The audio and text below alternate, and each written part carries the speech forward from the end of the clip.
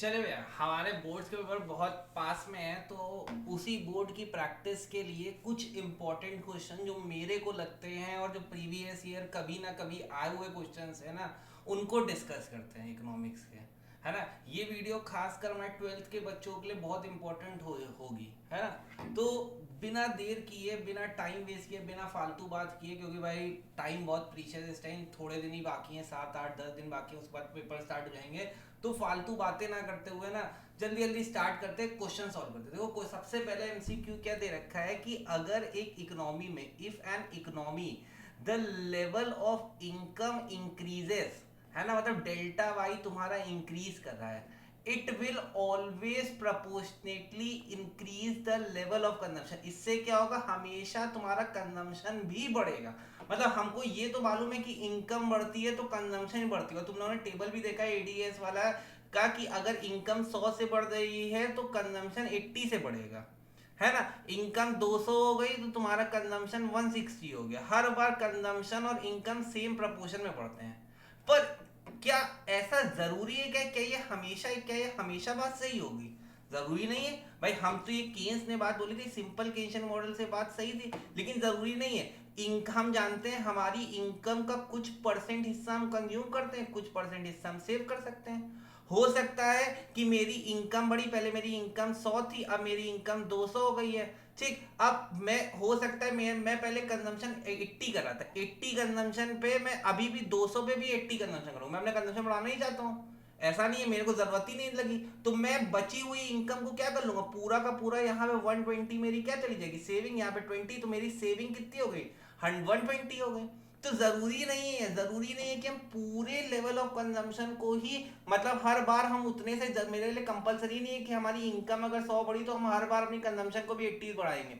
हम भाई, मेरे को जरूरत नहीं है। मैं अगर फॉर एग्जांपल तुम्हारे पास 1 लाख थे, तुम्हारे पास 1 लाख रुपए थे, है ना, तुम उसमें से 50,000 खर्च करते थे, 50,000 सेव करते थे, है ना, 50,000 में तुम्हारा खर्चे, सारे घर के खर्चे सब कुछ पूरे हो जा रहे थे, सब कुछ हो जा रहा था। तुम्हारी सैलरी में इंक्रीमेंट हो गया, तुम्हारी सैलरी 2 लाख हो गई।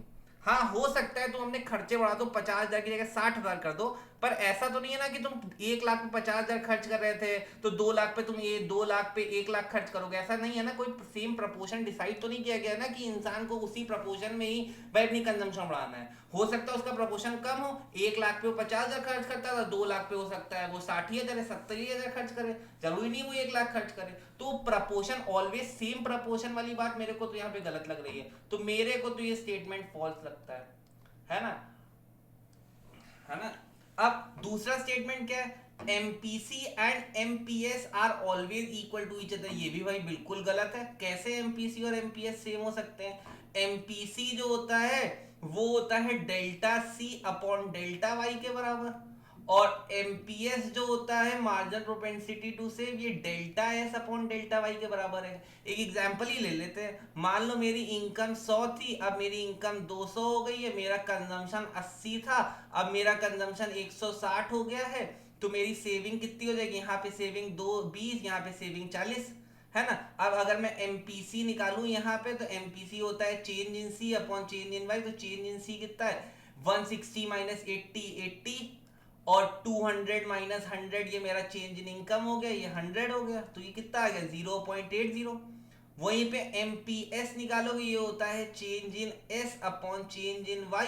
तो चेंज इन एस निकालोगे तो चेंज इन एस 20 का है, और चेंज इन वाई 100 का है। भाई 100 का चेंज था तो कितना आ गया 0.2। तो भाई ये दोनों तो बिल्कुल सेम नहीं है। तो एमपीएस और एमपीसी ऑलवेज बिल्कुल भाई इक्वल होते हैं। कहीं पे भी ऑलवेज वर्ड लग जाए ना, ऑलमोस्ट 90% मैं मानता हूँ ना, वो स्टेटमेंट हमेशा फॉल्स हो रहा है, क्योंकि हमेशा वो बात ट्रू हो उसके लिए भाई ऐसी कोई सच सिचुएशन हमने पढ़ी नहीं कि एमपीसी एमपी, हाँ हो सकते हैं बराबर हो जाए, लेकिन जरूरी है कि हर बार हो, इस एग्जांपल में तो नहीं हुआ, तो मेरे लिए स्टेटमेंट फॉल्स है। तो मेरे हिसाब से आंसर क्या, डी होना चाहिए। ठीक है, both statement 1 and 2 are false. ठीक, देखो कैसे एमसीक्यू स्टेटमेंट वाले क्वेश्चन अटेम्प्ट करने को मैं वो बता रहा हूँ। एक एक स्टेटमेंट को बहुत ध्यान से पढ़ो, है ना, हर वर्ड पे ध्यान दो, खास कर ये ऑलवेज, एवरी, नॉट, है ना, इन सब वर्ड पे बहुत ध्यान दो, है ना। इसलिए मैं तो सर्कल कर दे रहा हूँ, कहीं पे भी always word, every word, not word दिख जाए ना, उस पर बहुत फोकस करो। ठीक, तो यहाँ पे मेरा आंसर हो गया वो स्टेटमेंट 1 एंड 2 आर फॉल्स। चलो चेक करते हैं हमारे आंसर की के हिसाब से। भाई answer D, both statement 1 and 2 are false.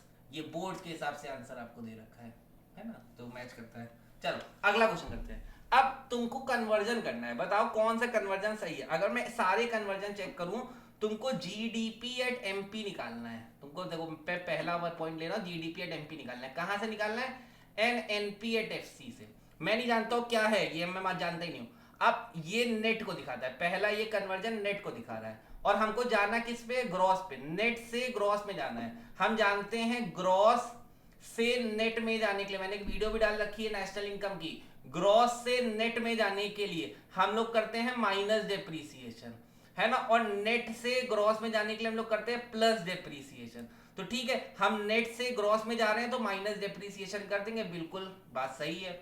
ठीक, नेट से ग्रॉस में जा रहे हैं तो प्लस डेप्रीसिएशन कर देंगे, बिल्कुल बात सही दे रखी है, तो अभी तक तो बात सही है। लेकिन यहाँ पे नेशनल है और यहाँ पे हमको चाहिए डोमेस्टिक। अब हम जानते हैं अगर मेरे को डोमेस्टिक से नेशनल में जाना है, डोमेस्टिक से नेशनल में जाना है, तो मैं प्लस NFIA कर देता हूं। ठीक, और नेशनल से डोमेस्टिक में जाना है तो माइनस NFIA कर देता हूं। तो यहाँ पे मेरे को माइनस NFIA भी करना पड़ेगा, यहाँ पे मेरे को माइनस NFIA भी करना पड़ेगा। बाकी PP से, अब यहाँ FC है, MP में जाना है। हम जानते हैं FC से MP में जाने के लिए, FC से MP में जाने के लिए हम लोग कर देते हैं प्लस NIT, और MP से FC में जाने के लिए हम लोग कर देते हैं माइनस NIT। तो यहाँ पे FC से MP में जाना है तो प्लस NIT। ये मेरा पूरा कन्वर्जन होगा, ये मेरा पूरा कन्वर्जन होगा ए ऑप्शन का। तो क्या ए ऑप्शन का ऐसा कन्वर्जन दे रखा है? नहीं भाई, बिल्कुल गलत दे रखा है, ये कन्वर्जन तो नहीं, तो ए आंसर नहीं हो सकता है। जरा बी का फटाफट चेक करते हैं। अब तुमको NDP एट FC निकालना है, और कहां से निकालना है? NNP एट FC से निकालना है ना। जरा NN मैच है ना, ये मैच हो गया। ये नेशनल है, डोमेस्टिक में जाना है, नेशनल से डोमेस्टिक में जाना है, नेशनल से डोमेस्टिक में जाना है, माइनस NFIA, माइनस NFIA। भाई PP सेम, FC सेम, तो माइनस NFIA करना चाहिए था। यहाँ पे हम लोगों ने क्या कर रहा है? प्लस NIT का रखा है, भाई बिल्कुल गलत दे रखा है, ये भी गलत। ठीक, तो A भी गलत हो गया, B भी गलत हो गया। C चेक करते हैं, ये मेरा B भी रॉन्ग, A भी रॉन्ग, B भी रॉन्ग। C चेक करते हैं जल्दी से, है ना। C को चेक करने के लिए क्या करेंगे? हमको GNP एट MP निकालना है। कहां से निकालना है? GDP एट MP से। कहां निकालना है? GDP एट MP से। तो देखो GG से अब डोमेस्टिक है, नेशनल में जाना है, डोमेस्टिक से नेशनल में जाना है, डोमेस्टिक से नेशनल में जाना है, तो हम लोग जानते हैं प्लस NFIA कर देते हैं, प्लस NFIA। बिल्कुल ये वाला कन्वर्जन देखो, है ना, डोमेस्टिक पे हो, यहाँ पे हो, नेशनल में जाना है, प्लस NFIA कर दिया, प्लस NFIA कर दिया, डोमेस्टिक नेशनल कन्वर्ट हो गया, PP सेम, MP सेम, तो बस ये कन्वर्जन हो गया, प्लस NFIA। तो देखो इसमें क्या NFIA net factor income from abroad add किया गया, बिल्कुल इन्होंने भी सेम बात करी, तो C ऑप्शन सही। अब चेक करने की जरूरत ही नहीं, तो मेरा आंसर क्या होगा? C आंसर मेरा हो गया। ठीक, समझ में आया? C आंसर हो गया मेरा, C सही है, तो D को चेक करने की जरूरत ही नहीं। चलो, लेकिन तो भी तुम बोल रहे हो D चेक कर देते हैं, तो चलो फटाक से D को भी देख लेते हैं। डी ऑप्शन में क्या है? NNP एट FC करना है ना। तुमको NDP एट MP दे रखा है। ठीक, तो NN सेम, नेट सेम। अब यहाँ पे भी डोमेस्टिक है, नेशनल में जाना है, डोमेस्टिक से नेशनल में जाने के लिए अभी बताया NFIA जोड़ देते हैं, NFIA जोड़ दिया, PP सेम हो गया, MP पे है, FC में जाना है, MP से FC में जाने के लिए हम लोग कर देते हैं माइनस NIT, तो एक NFIA जोड़ना और NIT माइनस करना है। यहाँ पे तो डेप्रीसिएशन जोड़ा है, तो ये भी गलत कर रखा है, तो आंसर C मेरा करेक्ट है। चेक करते हैं जरा आंसर को, ये देखो आंसर C करेक्ट। ध्यान से कन्वर्जन याद कर लो, ये कन्वर्जन, अगर आपको ये कन्वर्जन नहीं आते हैं ना, तो मैं तुमको देखो एक लिंक दे दे रहा हूँ आई बटन में ऊपर, देखो यहाँ पे, है ना, इवन डिस्क्रिप्शन बॉक्स में भी लिंक है मेरी नेशनल इनकम। मैंने बहुत अच्छे से नेशनल इनकम सर्च करो, national income and its calculation by Yash Nigam, गौर्स लाल बाग पे चैनल पे तुमको मिल जाएगा। मैंने बहुत अच्छे समझा रखा है ये कन्वर्जन, ये वीडियो जरूर देख लेना इस पे, ठीक, क्योंकि एक नंबर का यहाँ से क्वेश्चन MCQ के हिसाब से, और एक बड़ा क्वेश्चन है ना, जो 3 से 4 नंबर और उससे बड़ा नंबर का भी हो सकता है, 6 का भी हो सकता है ना। तो एक मतलब मान के चलो कि ये कन्वर्जन 7 नंबर की वेटेज रखता है ना, 7 से 8 नंबर का नेशनल इनकम है। तो हलवे मतलब लेके मत जाना कि यार नहीं आता है, हम सीख नहीं सकते, एक बार वीडियो देख लो कि सीख जाओगे, बहुत आसान सा चीज है, बस 3 बातें याद रखनी है, कैसे कन्वर्ट करते हैं। ठीक, और वो तीन तुम्हारे method, income method, expenditure method और वैल्यू एडेड मेथड। ठीक, चलो आते तीसरे उस पे। अब फुल एम्प्लॉयमेंट क्या है? फुल एम्प्लॉयमेंट एक ऐसी सिचुएशन है जिसमें एब्सेंस होता है किसका? इनवॉलेंट्री एम्प्लॉयमेंट का। अब मैं नहीं जानता इनवॉलेंट्री अनएम्प्लॉयमेंट क्या होता है। सबसे पहले तो ये जानो फुल एम्प्लॉयमेंट क्या है। फुल एम्प्लॉयमेंट एक ऐसी सिचुएशन है, अगर मैं तुमको डेफिनेशन लिखूं तो क्या लिखूंगा? Full employment is a situation where the persons who are willing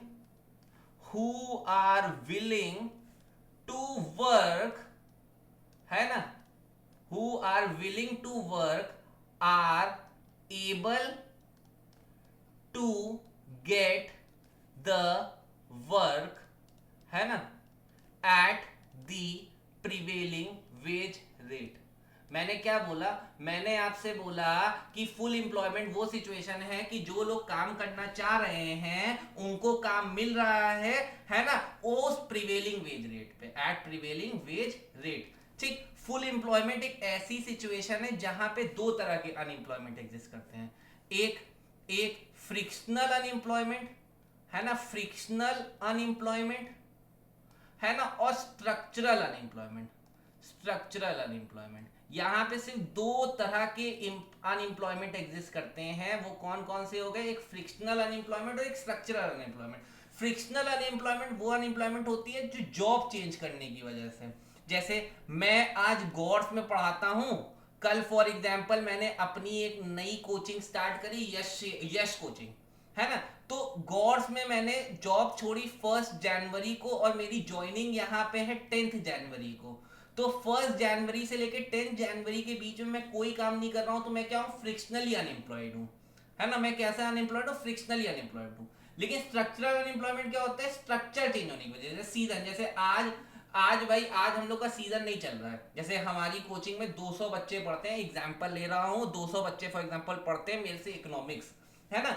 ये 200 बच्चे इकोनॉमिक्स मेरे से पढ़ते हैं फॉर एग्जाम्पल, ये ज्वाइन करते हैं मेरे से मान के चलो अप्रैल में, और ये मेरे से ऑलमोस्ट फेब तक पढ़ते हैं। ये ऑलमोस्ट मेरे से कब तक पढ़ते हैं? फेब तक, बोर्ड स्टार्ट होने से पहले, है ना। ये मेरे को अप्रैल से फेब तक की फीस भी देते हैं।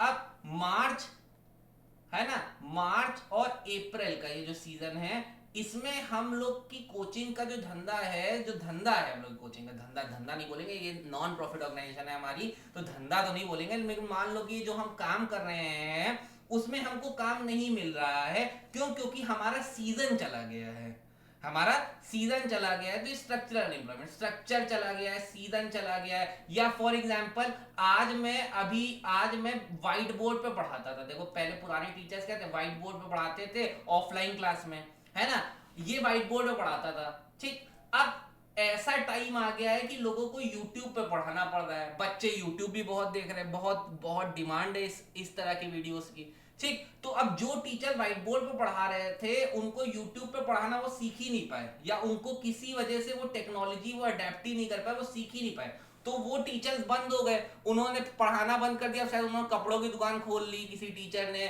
टीचर ने वो खाने बनाने की चाउमीन बना रहा है ना, वो बेच रहा है, उससे अपना घर चला रहा है ना। तो ये दिन आ गए हम। ठीक, तो वो टीचर जो पहले पढ़ाते थे ऑफलाइन, वो यूट्यूब अडेप्ट नहीं कर पाए, इसीलिए उनका धंधा नहीं बना। ठीक, उनका धंधा नहीं बना तो हम उनको ये बंद करके दूसरे उसमें चला जाना पड़ा, है ना। वो अनएम्प्लॉयड हो गए टीचिंग लाइन से, तो स्ट्रक्चरली अनएम्प्लॉयड हो गए। जब टेक्नोलॉजी चेंज हो गई तो ये भी स्ट्रक्चरल अनएम्प्लॉयमेंट का एक बहुत बड़ा रीजन है। तो फुल एम्प्लॉयमेंट एक ऐसी सिचुएशन है जहां पे जो लोग काम करना चाह रहे हैं उनको काम मिल रहा है एक प्रिवेलिंग वेज रेट पे, लेकिन यहाँ पे दो तरह के अनएम्प्लॉयमेंट तो भी होते हैं। कौन कौन से? एक फ्रिक्शनल और एक स्ट्रक्चरल। फ्रिक्शनल यानी जो जॉब चेंज होने के बीच में जितने टाइम पीरियड के लिए मैं अनएम्प्लॉयड हूं, फ्रिक्शनल। स्ट्रक्चरल मतलब जो लोग मतलब किसी टेक्नोलॉजी की वजह से, कोई सीजन बदलने की वजह से जो लोग अनएम्प्लॉयड हो गए, ठीक, वो स्ट्रक्चरल एम्प्लॉयमेंट हो गया। ठीक, तो यहाँ पे सिर्फ दो ही अनएम्प्लॉयमेंट एग्जिस्ट करते हैं। ठीक, तो अब पढ़ते हैं जरा, हम सब लोग समझिए फुल एम्प्लॉयमेंट है। तो फुल एम्प्लॉयमेंट एक ऐसी सिचुएशन है जो जहां पे इनवॉलेंट्री अनएम्प्लॉयमेंट की एब्सेंस होती है। हाँ बिल्कुल ये बात ट्रू है। क्यों भाई? क्योंकि हम जानते हैं कि भाई यहाँ पे सिर्फ दो ही अनएम्प्लॉयमेंट एग्जिस्ट करती है, फ्रिक्शनल और स्ट्रक्चरल। तो इनवॉलेंट्री जैसा वर्ड तो एब्सेंस होगा ही होगा ना, इनवॉलेंट्री वाली चीजें एब्सेंट होंगी। और इनवॉलेंट्री अनएम्प्लॉयमेंट क्या है? है ना, जो लोग काम चाह रहे हैं उनको काम नहीं मिल रहा है, तो वो इनवॉलेंट्री अनएम्प्लॉयमेंट हो गया, है ना। जैसे मैं काम चाह रहा था लेकिन मेरे को काम नहीं मिल रहा है, तो ये इनवॉलेंट्री अनएम्प्लॉयमेंट हो गया। तो फुल एम्प्लॉयमेंट में की तो डेफिनेशन ही ये कहती है कि जो लोग काम चाह रहे हैं उनको काम मिल रहा है, तो इनवॉलेंट्री अनएम्प्लॉयमेंट कैसे एग्जिस्ट करेगी, तो वो तो यहाँ पे एब्सेंट होगी। तो involuntary unemployment refers to absence of, हाँ बिल्कुल ये बात स्टेटमेंट ट्रू है।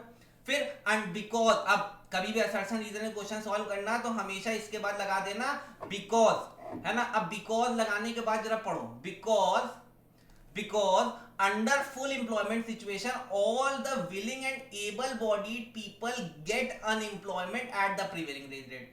क्यों क्यों क्यों यहाँ पे इनवॉलेंट्री अनएम्प्लॉयमेंट एब्सेंट होती है, क्योंकि फुल एम्प्लॉयमेंट कहता है, क्योंकि बिकॉज के बाद बिकॉज बोलो या क्योंकि लगा दो, है ना।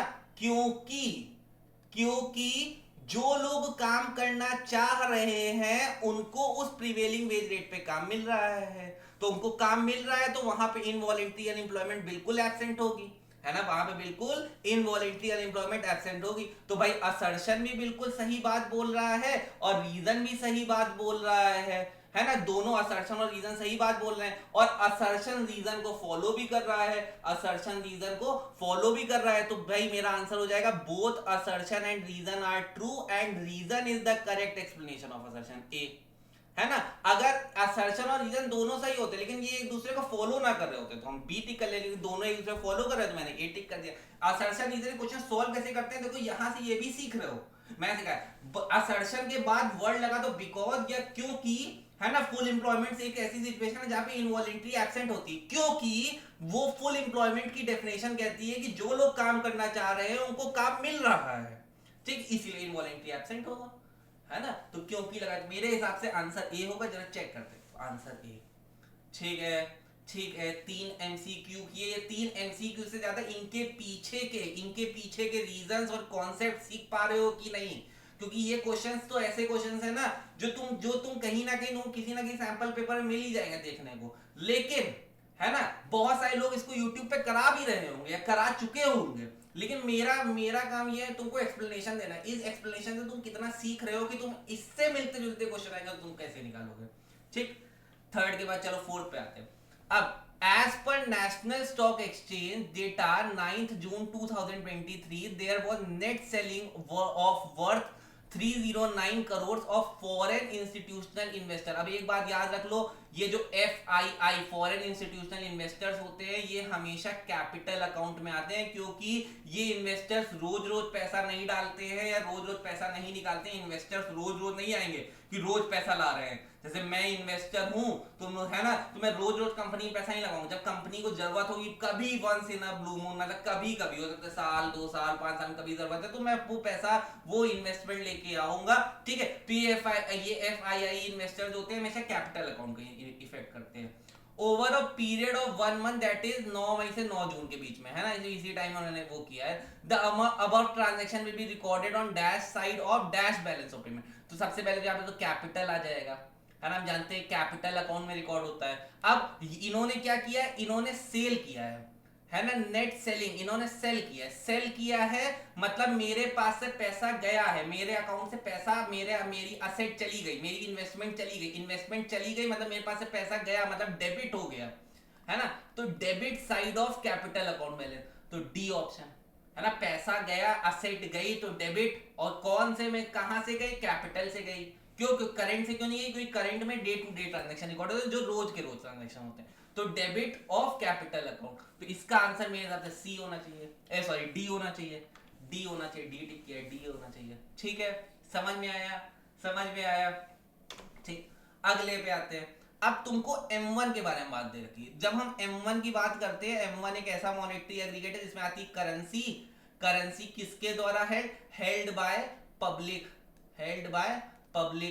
है ना। Currency held by public plus demand deposit plus other deposit, तो C plus DD plus OD ये क्या होता है, ये M1 होता है। अब M1 के बारे में तुमको क्या देखना है, इनकरेक्ट स्टेटमेंट देखना है। इनकरेक्ट मतलब जो गलत हो, है ना, जो फॉल्स हो, फॉल्स स्टेटमेंट देखने हैं, ठीक, तो it is measured at a point of time. हाँ भाई बिल्कुल, M1 जो है वो एक पॉइंट ऑफ टाइम के बारे में बात करता है। ये एक स्टॉक कॉन्सेप्ट है कि बताओ 31 मार्च को M1 यानी पब्लिक के पास कितनी करेंसी है, कितनी डिमांड डिपॉजिट, कितनी अदर डिपॉजिट, तो एक स्टॉक कॉन्सेप्ट है बिल्कुल, है ना। It does not include stock of money held by government, बिल्कुल नहीं भाई, ये बिल्कुल सही बात है, ट्रू बात है। गवर्नमेंट का तो कोई बात ही नहीं है ना यहाँ पे, तो जो चीजें पब्लिक के पास है ना, held by currency, held by public, demand deposit held by public, other deposit held by public, तो गवर्नमेंट का तो कोई रोल ही नहीं आया ना, तो ये बात भी बिल्कुल ट्रू है। ठीक, तो ये भी ट्रू, ये भी ट्रू, अभी तो 1 2 तो बिल्कुल ट्रू है। ठीक, it is always the currency in the hands of the central bank. अब सेंट्रल बैंक कहां से आ गया, यहाँ पे तो पब्लिक की बात होती है ना। तो सेंट्रल बैंक वर्ड गलत है, ऑफ अ नेशन, भाई सेंट्रल बैंक नहीं, पब्लिक के बारे में बात हो रही, तो ये स्टेटमेंट फॉल्स है। अब तुमको क्वेश्चन में क्या ढूंढना है, तुमको क्वेश्चन में ढूंढना है इनकरेक्ट, तो इनकरेक्ट स्टेटमेंट 3 है, तो आंसर डी 3 ओनली हो जाएगा, आंसर डी 3 ओनली हो जाएगा। तो आंसर डी चेक करते हैं, है ना, 3 ओनली, डी आंसर हो गया। ठीक, चल अगले उस पे आते हैं। ठीक, अब total consumption expenditure by house hold, अब कंजम्पशन एक्सपेंडिचर बात हो रही है, मतलब सी की बात हो रही है, अंडर केन्सियन, केन्स वाले की बात हो रही है, पहला चैप्टर आ गया, है ना, एडीएएस वाला से भी पहले एडीएएस वाला चैप्टर आ गया, पहला नहीं चौथा चैप्टर आ गया एडीएएस, है ना। Under Keynesian economics is a combination of, अब ये जो टोटल कंजम्पशन है, जो सी है, ये दो चीजों का मिक्सचर है, एक सी बार और एक सी वाई, है ना, एक सी बार और एक सी वाई। ये सी बार क्या है, ये सी बार है ऑटोनॉमस कंजम्पशन, ये सी बार क्या है, ये है ऑटोनॉमस कंजम्पशन, और ये सी वाई क्या है, ये है इंड्यूस्ड कंजम्पशन, ये है इंड्यूस्ड कंजम्पशन, है ना। तो ये क्या हो गया, इंड्यूस कंजम्पशन। तो ऑटो, आप लोग क्वेश्चन क्या बोल रहे हैं, total consumption expenditure by household, है ना, ये कंजम्पशन एक्सपेंडिचर हाउस होल्ड का है, under Keynesian is a combination of autonomous consumption and induced consumption. तो ऑप्शन पढ़ो, autonomous consumption and autonomous investment गलत, ऑटोनॉमस इन्वेस्टमेंट गलत, है ना, इंड्यूस्ड इन्वेस्टमेंट एंड ऑटोनॉमस बिल्कुल गलत भाई, autonomous consumption and induced consumption, D option बात बिल्कुल सही बोल रहा है। ठीक, और अगर उसकी इक्वेशन आ जाए तो इक्वेशन देखो ऐसी दिखती है बिल्कुल। अब यहां से भी बहुत इंपॉर्टेंट बात है ये एमसीक्यू, यहां से बहुत सारी चीजें सीख लो। ठीक, कि क्या है ऑटोनॉमस कंजम्पशन, है ना, क्या है इंड्यूस कंजम्पशन। ऑटोनॉमस कंजम्पशन मतलब जीरो इनकम पे भी जो कंजम्पशन होती है उसको ऑटोनॉमस, फिर इंड्यूस कंजम्पशन जैसे जैसे इनकम बढ़ेगी वैसे वैसे तुम्हारी कंजम्पशन ही बढ़ेगी सेम प्रपोर्शन में, उसको इंड्यूस कंजम्पशन कहते हैं। ठीक, टोटल कंजम्पशन इन्हीं दोनों का मिक्सचर है, केशियन में इसको कैसे डिनोट करते हैं, C is equal to C bar plus C Y. ठीक, यहां से बहुत इंपॉर्टेंट एक क्वेश्चन आता है, जरा चेक करते हैं हमारा आंसर क्या है, D autonomous consumption and induce consumption. ठीक, अब ये क्वेश्चन आता है, अब ये क्वेश्चन तो बिल्कुल लल्लू पंजू क्वेश्चन है, लल्लू पंजू क्वेश्चन, अगर थोड़ा बच्चा दिमाग लगाता हूँ तो क्वेश्चन हो जाता है, देख के से बेकार क्वेश्चन है। 5,000 तुमने डिपॉजिट किया, 80% किस में चला गया, तुम्हारे लोन में चला गया, 20% का रिजर्व रेशियो आ गया, तो 5,000 का 20% कितना हो गया, 5,000 का 20% कितना हो गया, 5,000 का 20% हो गया 1,000 रुपए। तो फर्स्ट पार्ट तो 1,000 से बढ़ जाएगा, फर्स्ट वाला 1,000। अब फर्स्ट में देखो 1,000 कहाँ कहाँ है, यहाँ है, यहाँ है, यहाँ है, तीन जगह है, तो ये ऑप्शन एलिमिनेट हो गया, ऑप्शन एलिमिनेट कर रहा हूँ। ठीक, ठीक, अब और तुम ऐसे भी कर सकते हैं, 5,000 ये दे रखा है, 4,000 लोन हो गया, तो कितना रिजर्व रेशियो होगा, कितना रिजर्व रेशियो होगा, 5,000 माइनस 4,000 कितना हो गया, 1,000, है ना। अब यहाँ का निकालना, अब ये 4,000 जो तुमने लोन की तरह दिया वो यहाँ आ गया 4,000, अब 4,000 का 80%, तो 4,000 का 80% कितना हो गया, 4,000 का 80% हो गया, है ना, 80% हो गया 3,200, 4 8 32 3,200, तो यहाँ पे आ गया 3,200, 3,200 और 800 ऐड कर लो, देखो 4,000 बन गया, तो यहाँ पे 3,200 आ गया। 3,200 देखो सेकंड उसमें कहाँ कहाँ आता है, यहाँ पे तो 800 आ रहा है, तो ये तो गलत हो गया, है ना। यहाँ पे भी 800 आ रहा है, ये भी गलत हो गया, 3,200 यहाँ पे आ रहा है, तो आंसर सी हो गया। मैं ज्यादा दिमाग ही लगाऊंगा, सी टिक कर दूंगा, सी आंसर का, सिर्फ मैंने पहले दो ब्लैंक भरे, सी आ गया, आंसर खत्म। बढ़ते हैं आगे, चेक करते हैं आंसर, है ना, 1,000 3,200 25,000 20,000, भाई बिल्कुल सी ऑप्शन आंसर दे रखा है, हो गया खत्म। ठीक, 7 एमसीक्यू अभी तक कोई दिक्कत। 8, है ना, 8th MCQ, surplus in BOP, surplus in BOP refers to the excess of, है ना, सरप्लस इन बीओपी, बीओपी में सरप्लस आ गया। सरप्लस कब आता है, जब रिसिप्ट ज्यादा होती हैं, किससे, कंजम्पशन, वो तुम्हारे पेमेंट से, है ना, रिसिप्ट किससे ज्यादा होती है, पेमेंट से या एक्सपेंडिचर से, जो भी तुम कहो, ठीक, तो यहाँ पे ऑटोनॉमस पेमेंट ओवर ऑटोनॉमस, भाई ये तो डेफिशिएंट को दिखा रहा है तो ये तो गलत हो गया। करंट अकाउंट पेमेंट ओवर, और भाई कोई भाई ये भी गलत है, पेमेंट ज्यादा, पेमेंट को ज्यादा बता रहा है। ठीक, capital account receipt over capital account payment, हाँ ये सही हो सकता है, लेकिन कैपिटल करंट दोनों का होना चाहिए तभी तो बीओपी, बीओपी जो है ना, बीओपी जो है वो कॉम्बिनेशन है कैपिटल अकाउंट का भी और करंट अकाउंट का भी, तो सिर्फ कैपिटल में नहीं। ठीक, और अब ज्यादा डी में देखो, autonomous receipts over autonomous payment, ये ज्यादा अच्छा ऑप्शन लग रहा है, ये ज्यादा अच्छा ऑप्शन लग रहा है, मैं डी लूंगा। क्यों? क्योंकि सिर्फ कैपिटल लेने के बारे में सही नहीं है, ऑटोनॉमस ले लो, ऑटोनॉमस से मतलब कैपिटल भी आ गया, करंट भी आ गया, तो autonomous receipts over autonomous payment, D option answer हो गया। सी टिक करते तो शायद 50-50 आंसर होता, लेकिन ज्यादा अप्रोप्रिएट के साथ जाओ ना तो ऑटोनॉमस रिसिप्ट है, क्योंकि कैपिटल अकाउंट से नहीं ले सकते, क्योंकि करंट अकाउंट रिसिप्ट भी ज्यादा होंगी करंट अकाउंट पेमेंट से, तो भी सरप्लस आ सकता है, तो भी एक्सेस आ सकता है। ठीक है, इसीलिए सिर्फ एक को लेने से नहीं वो सही है, तो इसीलिए ऑटोनॉमस रिसिप्ट में लिया। ऑटोनॉमस रिसिप्ट में मतलब दोनों कैपिटल अकाउंट रिसिप्ट भी आ गई और करंट अकाउंट रिसिप्ट भी आ गई, वो ज्यादा है किससे? ऑटोनॉमस पेमेंट से। ठीक, तो 8 एमसीक्यू हो गया। ठीक, उम्मीद करता हूं समझ में आया होगा। ठीक, चलो आंसर चेक करते हैं, डी ऑप्शन बिल्कुल सही। अब ये क्वेश्चन भी बहुत इंपॉर्टेंट है, इस वैरायटी क्वेश्चन बहुत ज्यादा देखने को मिलते हैं। ठीक, कंजम्पशन तुमको कितना दे रखा है? 100 प्लस 0.75 वाई, है ना, और तुमको इन्वेस्टमेंट दे रखी है 400। तुमको क्या निकालना है? तुमको वैल्यू ऑफ इन्वेस्टमेंट मल्टीप्लायर निकालनी है। वैल्यू ऑफ इन्वेस्टमेंट मल्टीप्लायर यानी स्मॉल के निकालना है, स्मॉल के यानी इन्वेस्टमेंट मल्टीप्लायर निकालना है। इन्वेस्टमेंट मल्टीप्लायर निकालने का फॉर्मूला होता है 1/1 माइनस सी। ये सी किसको दिखाता है? एमपीसी को, मार्जिनल प्रोपेंसिटी टू कंज्यूम को, है ना। अब एमपीसी का मिलेगा, हम एमपीसी हमेशा कंजम्पशन की इक्वेशन मिलता है, हमको कंजम्पशन की इक्वेशन आती है C is equal to C bar plus C Y. ये जो सी होता है इसी को एमपीसी कहते हैं, इसी को क्या कहते हैं? एमपीसी कहते हैं। तो ये देखो, ये मेरी कंजम्पशन की इक्वेशन है, y के बगल में जो होता है उसको एमपीसी कहते हैं, तो ये मेरा एमपीसी हो गया, मेरा एमपीसी 0.75 हो गया। तो 1/1 माइनस 0.75 कितना हो गया? 1/1 माइनस 0.75 होता है 0.25, पॉइंट हटा, ऊपर ऊपर चला गया 100, 25 वन जा 25 फोर द आंसर आ गया 4। हल हुआ क्वेश्चन, 1 मिनट से भी कम लगना चाहिए, 4 टिक कर दिया।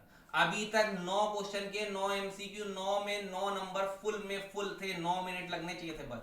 मैं समझा कर रहा हूँ इसलिए थोड़ा टाइम ज्यादा जा रहा है। ठीक, लेकिन 9 से के 9 मिनट ही लगने चाहिए थे, कोई बहुत बड़ा वो नहीं था। हम, मैं चाहता हूं कि अगर 20 नंबर के एक एक नंबर क्वेश्चन आते तो 20 में 20 आने चाहिए आपके, यहाँ गलती नहीं होगी, सॉलिड पोर्शन होना चाहिए ये तुम्हारा। ठीक, चलो ये हो गया। अब आते हैं नेक्स्ट, देखो आंसर 4 आ गया।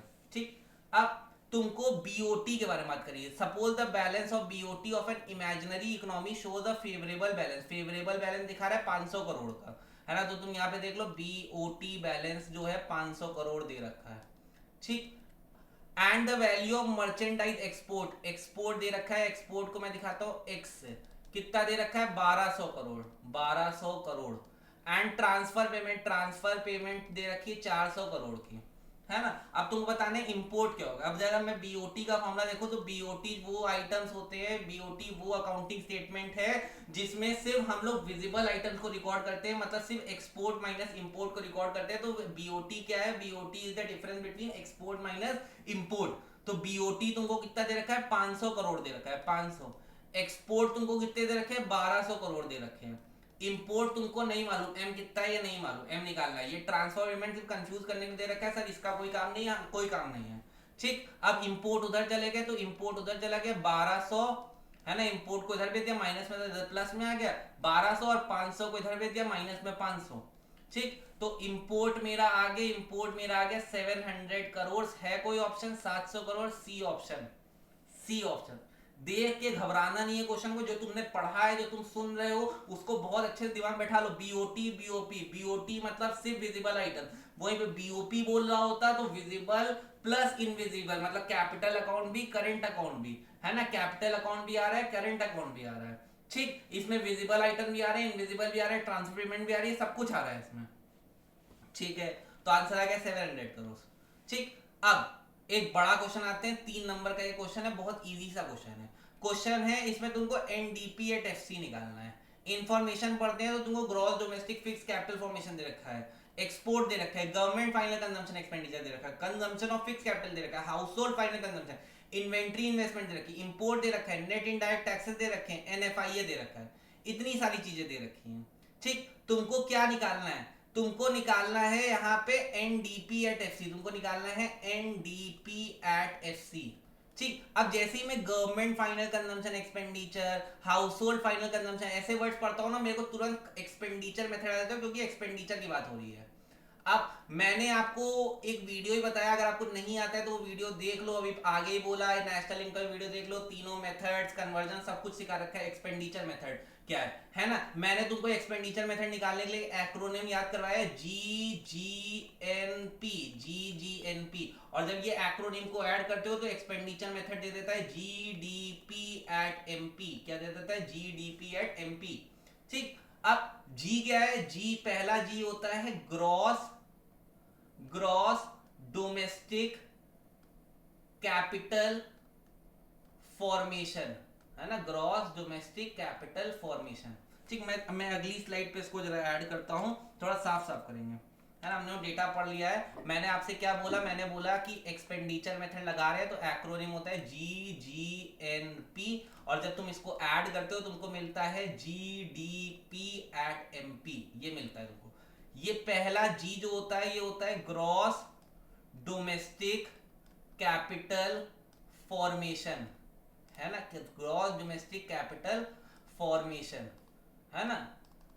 ये ग्रॉस डोमेस्टिक कैपिटल फॉर्मेशन दो चीजों से मिलकर बना होता है। अगर तुम्हारे क्वेश्चन में डायरेक्ट दे रखा है तो बहुत अच्छा है, वरना तुमको ऐसे दे रखा है ग्रॉस फिक्स कैपिटल फॉर्मेशन, तो अगर ग्रॉस फिक्स दे रखा है तो ग्रॉस फिक्स कैपिटल फॉर्मेशन ले लेंगे और उसमें ऐड कर देंगे तुम्हारी inventory, net inventory, net inventory मतलब opening stock minus closing stock add कर देंगे। ठीक, फिर दूसरा जी होता है गवर्नमेंट फाइनल कंजम्पशन एक्सपेंडिचर, दूसरा एन होता है नेट एक्सपोर्ट्स, तीसरा पी होता है प्राइवेट फाइनल कंजम्पशन एक्सपेंडिचर। ये चार चीजों को ऐड कर देते हो, तुमको जीडीपी एट एमपी मिल जाता है। तो सबसे पहले चलो जीडीपी एट एमपी निकालते हैं। तुम देखो क्वेश्चन, पिछली स्लाइड करते हैं, क्वेश्चन देखते हैं। ग्रॉस डोमेस्टिक फिक्स्ड कैपिटल दे रखा है फॉर्मेशन, मैंने तुमको तुरंत दिखाया, gross domestic fixed capital formation दे रखा है तुमको कितना, तुमको दे रखा है यहाँ पे आंसर 200, है ना, ये 200 दे रखा है 200, तो यार मैंने रख दिया 200।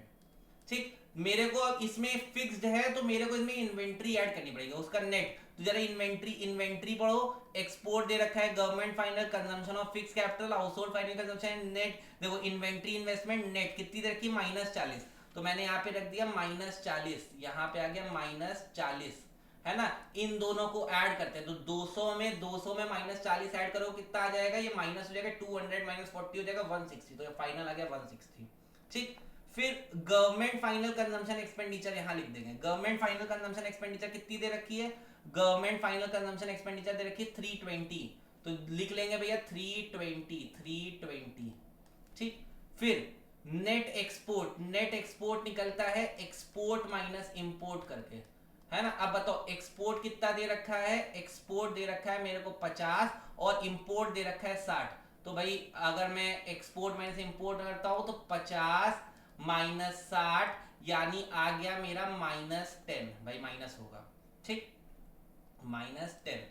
फिर प्राइवेट फाइनल कंजम्पशन एक्सपेंडिचर देखो कितना दे रखा है, प्राइवेट फाइनल कंजम्पशन एक्सपेंडिचर मेरे को दे रखा है 470, ये जो हाउस होल्ड फाइनल है या प्राइवेट है वो सब एक ही है। ठीक, तो हाउ ये कितना दे रखा है, ये कितना दे रखा था मेरे को 470। ठीक, तो यहाँ पे लग दिया 470, है ना, जोड़ा मैंने, जोड़ो तो जरा 470 प्लस 320 हो गया तुम्हारा, 470 प्लस 20 होता है 490, 490 प्लस ये मतलब 500 अप्रोक्स हो गया, 500 में 300 जोड़ लेंगे तो 800 हो गया, 800 हो गया, 800 प्लस 100 हो गया 900, 950, 950 में से 10 गया 940, मैंने जोड़ा सब्ट्रैक्ट किया, मेरा ये आ रहा है 940 और ये मेरे को मिल गया जीडीपी एट एमपी। लेकिन मेरे को क्वेश्चन में निकालना है एनडीपी एट एफसी, मेरे को क्या निकालना है क्वेश्चन में, एनडीपी। देखो पढ़ लो क्वेश्चन को, net domestic product at factor cost निकालना है, एनडीपी एट एफसी। इसको हम लोग और क्या कहते हैं, इसको हम लोग कहते हैं डोमेस्टिक इनकम। तो एग्जाम में डोमेस्टिक इनकम पूछ रहा हो तो भी सेम ही बात है, एनडीपी एट एफसी। कैसे निकालेंगे, कन्वर्जन देखते हैं। जीडीपी एट एमपी पे है मेरे पास, ये दे रखा है। तो सबसे पहले ग्रॉस पे है, नेट पे जाना है, ग्रॉस पे नेट, ग्रॉस से नेट में जाना है, माइनस डेप्रीसिएशन।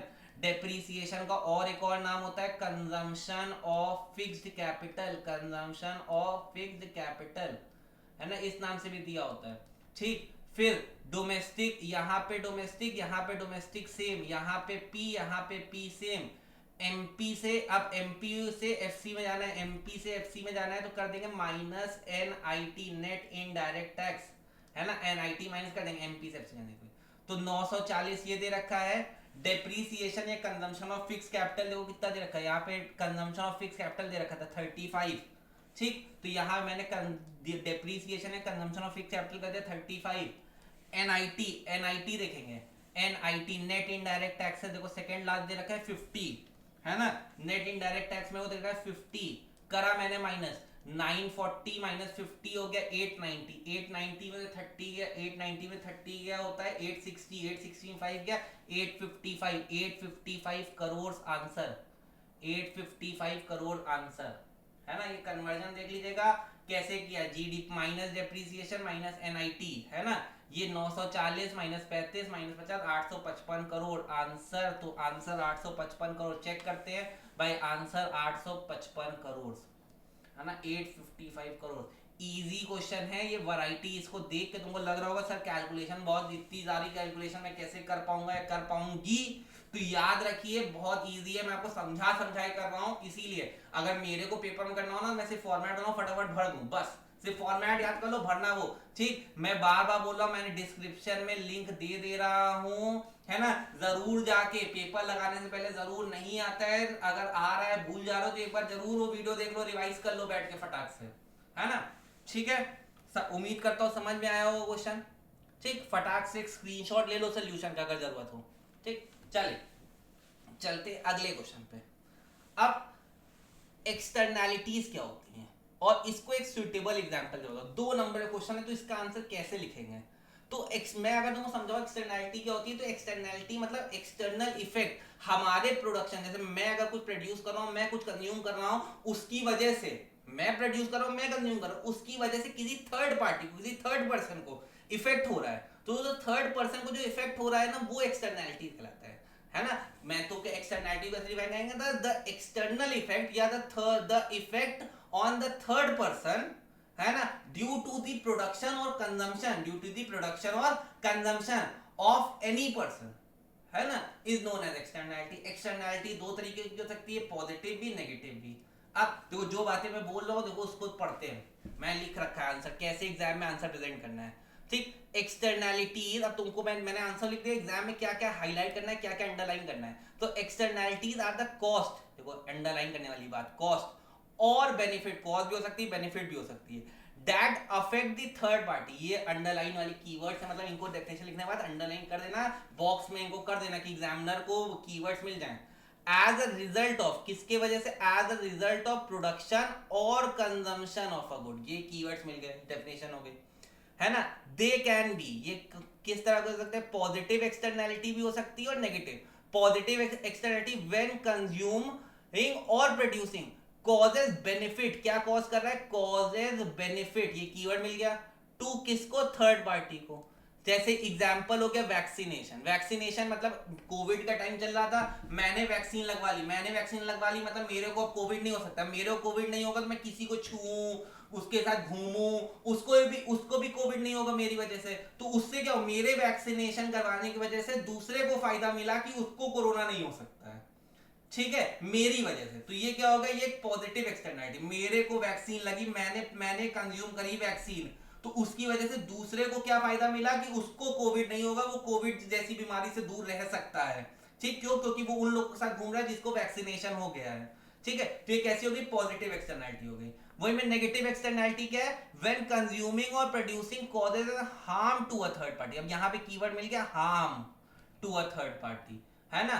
एग्जाम्पल, मेरे घर में शादी थी, है ना, मेरे घर में शादी थी, अब ये मेरी बर्थडे पार्टी थी, मेरे यहाँ बर्थडे पार्टी थी, मेरी बर्थडे पार्टी थी, मैंने अपने सारे दोस्तों को बुलाया, अपने सारे कोचिंग के बच्चों को बुलाया, है ना, सारे यूट्यूब वाले बच्चों को बुलाया जो सब ये सब वीडियो सुने, सारे सबको बुलाया पार्टी में, इनविटेशन में। आ भाई पार्टी करी जाएगी। घर पूरा घर ऊपर से नीचे तक पूरा बच्चों से दोस्तों से भर गया। खूब डीजे लगवाया, खूब तेज तेज डीजे बनवाया, ठीक, डीजे बजवाया, ठीक। उस डीजे, इतनी तेज डीजे, रात भर पार्टी चली, है ना, है ना। बगल वाले पड़ोसी ने मेरे लिए क्या बुला ली, पुलिस बुला ली। क्यों वो पुलिस बुला ली? क्योंकि उसको न्यूसेंस लग रहा है, वो रात को सो नहीं पा रहा है मेरे गाने बजने की वजह से। तो क्या हो गया, नेगेटिव एक्सटर्नैलिटी हो गया, ठीक। क्यों? क्योंकि वो सो नहीं पा रहा है, उसको न्यूसेंस लग रहा है, वो परेशान हो गया इतने तेज गाने बजने से। वो क्या हो गया, नेगेटिव एक्सटर्नैलिटी हो गया। तो इसका एग्जांपल क्या होगा, loud music played by you can be a nuisance to other, ठीक। ये क्या हो गया, नेगेटिव एक्सटर्नैलिटी हो गया, ठीक है। तो देखो ये 2 नंबर का आंसर कैसे लिखना है और कितना बड़ा लिखना है। अब इसको थोड़ा और इलैबोरेट करके थोड़ा और बड़ा कर सकते हो। इतना अगर तुम लिख के आ रहे हो ना, 2 में 2 मिलेंगे, कोई नंबर नहीं काट पाएगा। मैं तुमको ये दिखाने जा रहा हूँ नंबर के लिए क्वेश्चन कैसे लिखना है, क्या हाईलाइट करना है, कहाँ पे ध्यान देना है, वो बात जरूर है यहाँ से देखने सीखने वाली, ठीक।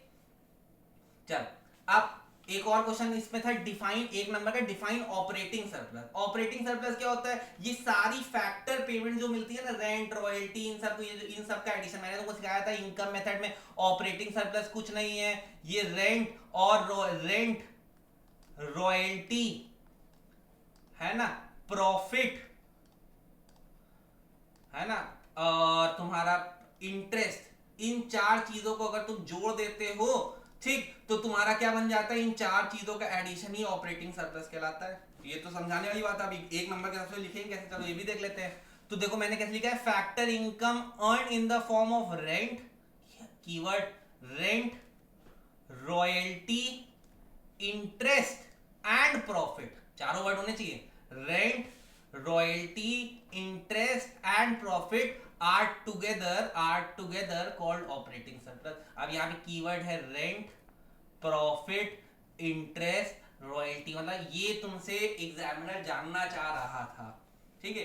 ये क्या हो गया, ऑपरेटिंग सरप्लस हो गया, ठीक है। समझ में आया? अभी तक हम लोगों ने 11 क्वेश्चन नंबर तक किया, मतलब ऑलमोस्ट समझ लो 3 3 6 और यहाँ पे 6 है ना, ये 6 और ये 10 एमसीक्यू, 16 नंबर का अभी तक उन्होंने पेपर किया। समझो ये 16 नंबर का तुम्हारा टेस्ट है था, ठीक। अब तुम खुद को जज करो, तुमको 16 में से कितने अभी तक मिल रहे हैं, ठीक है। तो 16 नंबर का समझो टेस्ट था तुम्हारा, 16 में से अभी तक देखो तुमको कितने नंबर मिल रहे हैं। एक क्वेश्चन और बचता है, पूरे 20 का टेस्ट करेंगे हम लोग, तो 20 नंबर का तुम्हारा टेस्ट है। देखो 16 में अभी तक तुमको इतना मिला और एक क्वेश्चन और करेंगे, देखो उसमें कितना होता है, ठीक। अब distinguish between fixed exchange rate system and flexible, ये क्वेश्चन 3 नंबर का जरूर है, पर मैं इसमें 4 पॉइंट जानना चाह रहा हूं, तो इसको 4 कर देता हूं। 4 पॉइंट जानना चाह रहा हूं, ठीक है। 4 पॉइंट कैसे लिखेंगे, अब मैं 4 पॉइंट कैसे लिखूंगा, मैं तुमको बताऊंगा, लिखोगे तुम, है ना। ये ऐसे डिवीजन करेंगे अपने पेज का, कभी भी डिस्टिंग्विश है हमेशा पेज का डिवीजन ऐसे करेंगे। यहाँ पे बेसिस, यहाँ पे fixed exchange rate system, fixed exchange rate system, और यहाँ पे फ्लेक्सिबल एक्सचेंज रेट सिस्टम लिखेंगे। सबसे पहला डिफरेंस हो जाएगा डेफिनेशन का। डेफिनेशन का कैसे डेफिनेशन लिखेंगे, fixed exchange rate system is a system where exchange rate is determined by government, है ना, बाय गवर्नमेंट इंटरवेंशन, है ना। गवर्नमेंट का इंटरवेंशन होता है, उसका रोल होता है एक्सचेंज रेट को डिटरमाइन करने के लिए, है ना। Here exchange rate is left free and is determined by market forces। पहला पॉइंट हो गया, एक मिल गया, ठीक। दूसरा वोलेटाइल, है ना। फिक्स्ड एक्सचेंज रेट सिस्टम जो है वो लेस वोलेटाइल है। लेस वोलेटाइल है मतलब इसमें एक्सचेंज रेट कम तेजी से इफेक्ट होता है, लेस वोलेटाइल है। इसमें मोर वोलेटाइल है ना, मोर वोलेटाइल, है ना। इसमें ये थर्ड इन्वेस्टमेंट, है ना, फॉरेन की इन्वेस्टमेंट, यहां से लिख सकते हैं फॉरेन इन्वेस्टमेंट, है ना। तो ये एक्सचेंज रेट सिस्टम डिस्करेज करता है फॉर इन्वेस्टमेंट को। क्यों? क्योंकि डिस्करेज क्यों कर रहा है? क्योंकि ये गवर्नमेंट फिक्स कर रही है ये रेट, तो जब गवर्नमेंट फिक्स करी तो गवर्नमेंट कभी इसको बढ़ने ही नहीं देगी एक्सचेंज रेट को, तो उनका नुकसान हो सकता है, तो डिस्करेज करता है। ठीक है, ये इनकरेज कर रहा है। तीन हो गए, 3 नंबर के हिसाब से। चौथा सोचो, चौथा चौथा मैं बना सकता हूँ रोल ऑफ गवर्नमेंट या रिजर्व रिक्वायरमेंट, है ना, रिजर्व रिक्वायरमेंट, है ना। इस फिक्स एक्सचेंज रेट सिस्टम को चलाने के लिए ह्यूज रिजर्व्स आर रिक्वायर्ड, मतलब खूब गोल्ड रिजर्व्स, और वो क्योंकि एक्सचेंज रेट अगर ऊपर भाग गया तो हम गोल्ड का इनफ्लो कर देंगे, है ना, गोल्ड को निकाल लेंगे, वो रिजर्व जो लोगों का में पैसा है वो खींच लेंगे। ठीक है, लोगों का जो डॉलर है उसको खींच लेंगे।